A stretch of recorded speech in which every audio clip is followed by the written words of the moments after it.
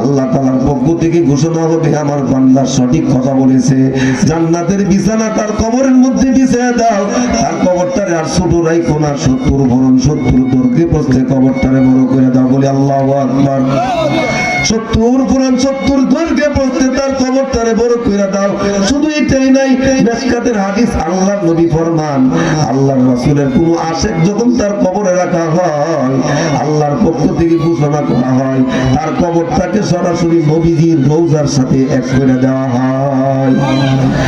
আর কবরে বসে বসে আমার নবীর সুন্দর চেহারা সে দেখতে পায়। আল্লাহু আকবার। এই কিসের গুণে? ঈমানের গুণে। কিসের গুণে? ঈমানের গুণে।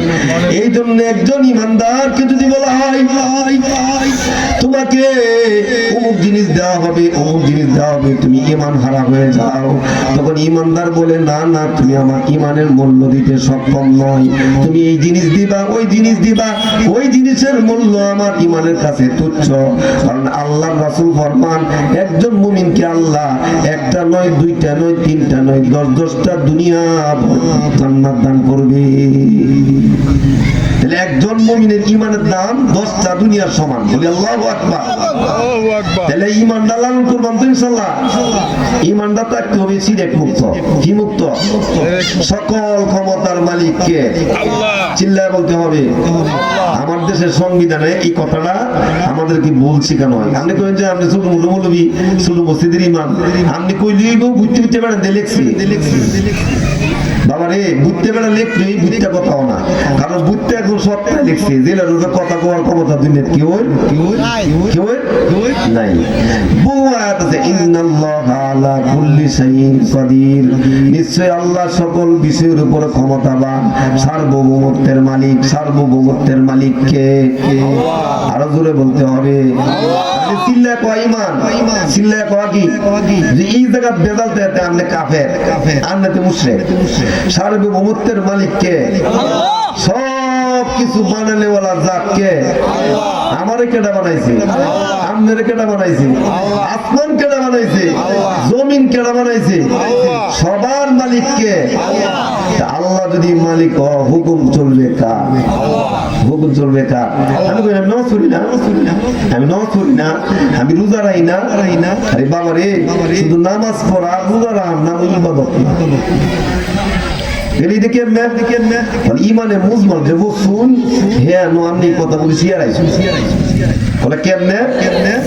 আমার মুরব্বী বাবারা যারা আসুন না, আবার আপনারা কোনো মাইন্টেন করবি না যে ফাঁকনাটা দেখলে আমি কথা কইতারি না, কারণ এরা তো আমার বাপের বসে ওই বলে ছোট মুলি উত্তরটা কথা বল। আমার চাষি আমারে যেদিন বাপের লাগতে আনছুন, ইমাম সাহেব গিয়া মাত্র 2-3টা কথা কইছে।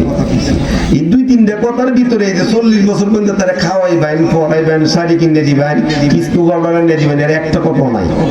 কিন্তু বেডি যেদিন দেখে আপনার বাইরে আইছে, সব জিনিস আপনি আইনে দিন কিনা করি, আইনে দিন কিনা কোন জিনিসের অভাব হলে 40 বছর মাইন্দা তার চাহিদা পূর্ণ করছেন।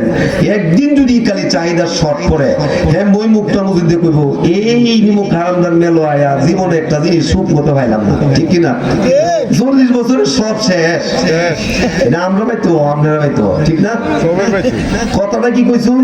খালি প্রস্তাব করছে অমুকের মেয়ে, অমুকের ছেলে, এই দুইজন একজন সাক্ষীর মোকাবেলায় মোহাম্মদের সরামতে এত টিয়া দেন মর্যাদা করিয়া আপনার বিবাহের প্রস্তাব দিছে। আপনি কোন কাবিল? তো আলহামদুলিল্লাহ, খালি এই কইছে আলহামদুলিল্লাহ। হ্যাঁ বই ফেস লাগবে, ঠিক না? এই ফেস লাগার পরে আপনি বাইক আনার পরে তার বরণ পোষণ যা কিছু দরকার সব আপনি দিন কিনা? না আরেক বেড়া দেয়, কেটা দেয়? আপনি দিন। কে লেগে? এই যে কাবিল তো কইছুন, আমি কবুল করলাম, কাবিল তো এই কথাটা ইমানে মুজমালে কইছেন, আমানতু বিল্লাহি কামা হুয়া বিআসমাইহি ওয়া সিফাতিহি ওয়া কাবিলতু জামিআ আহকামিহি ওয়া আরকানিহি। আমানতু বিল্লাহ, আমি ঈমান আল্লাহর উপরে, কার উপরে? আমানতু বিল্লাহ বিল্লাহি কামা হুয়া বিআসমাইহি ওয়া সিফাতিহি আল্লাহর যত নাম আছে সব নামের উপরে সকল সিফাতের উপরে ঈমান আছে না নাই আমাদের সবার ঈমান আছে না নাই ওয়া সিফাতিহি ওয়া কাবিলতু আমি কবুল করলাম জামিআ আহকামিহি ওয়া আরকানি আপনার যত আদেশ আছে আপনার যত নিষেধ আছে আপনার আদেশ আর নিষেধ আমি বান্দা আপনার পক্ষ থেকে কবুল করে নিলাম এই জন্য শুধু নামাজ পড়ার নাম শুধু ইবাদত নয় রোজা রাখার নাম শুধু ইবাদত নয় জীবনের বাঁকে বাঁকে জীবন চলার পথে যা যা দরকার সব বিষয়ের সমাধান কোরআনে আছে না নাই কথা বলেন আছে না নাই হাদিসে আছে না নাই ফলে তোমার জীবনের সমস্ত সমাধান তোমাকে কোরআন থেকে নিতে হবে তোমার জীবনের সকল সমাধান হাদিস থেকে নিতে হবে কোরআন আর হাদিস বাদ দিয়া যত বড় লোকে যত বড় কথাই বলুক না কেন তার কথার কোনো ভ্যালিডিটি আল্লাহর কাছে নাই সকল কথা একজনের কাছে তিনি কে আমার দেশের সংবিধান যারা বানাইছে তারা বড় বড় মাথাওয়ালা বুদ্ধিজীবী আইনজীবী এরা মাথা কাটায়া ঠিক করে লিখছে জনগণ সকল ক্ষমতার উৎস কিন্তু আমার কোরআন বলে জনগণ সকল ক্ষমতার উৎস না সকল ক্ষমতার উৎস একজন তিনি হচ্ছেন আল্লাহ সকল ক্ষমতার উৎসকে আমরা সংবিধান মানে না আরে বাবা সংবিধান মানলাম না কই